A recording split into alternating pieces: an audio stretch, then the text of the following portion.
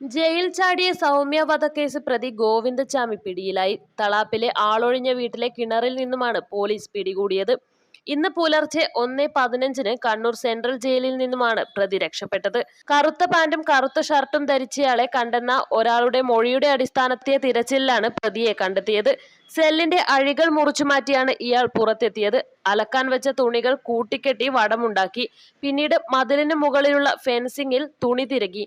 അതേ തുണി ഉപയോഗിച്ചാണ് ഇയാൾ മതിലിൽ നിന്നും താഴേക്കിറങ്ങിയതും. നിങ്ങൾ സ്വർണ്ണാഭരണങ്ങൾ വാങ്ങുമ്പോൾ വഞ്ചിതരാകാതിരിക്കാൻ ജാഗ്രത പാലിക്കുക.